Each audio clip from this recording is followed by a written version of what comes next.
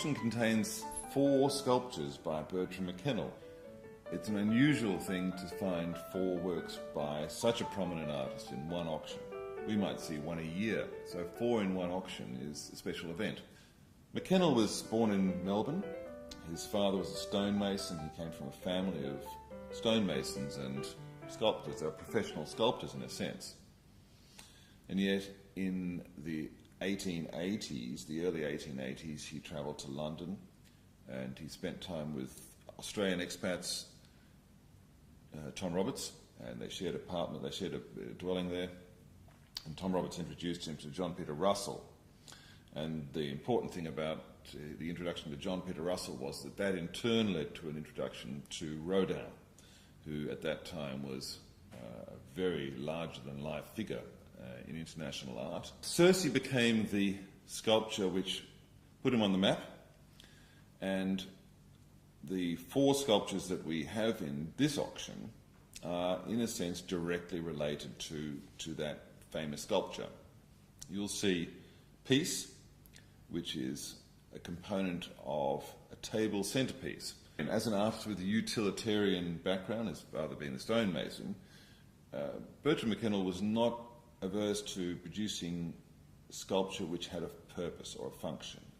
Head of a Saint is a bas relief, a very shallow relief of a portrait of a woman. And based on Italian Quattrocento style work, Donatello, I suppose, comes to mind.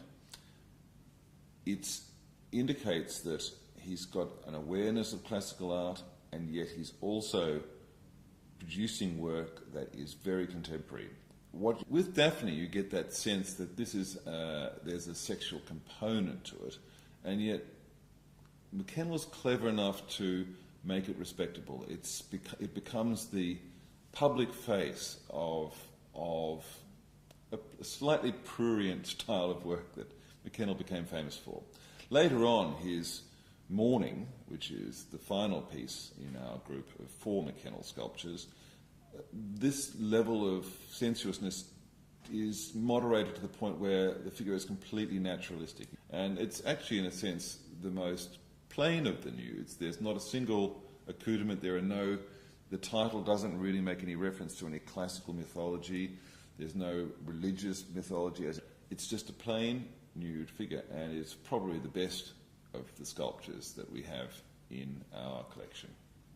By any measure, Bertram Mackennal could be rated as the Australian artist who achieved the highest level of international success ever.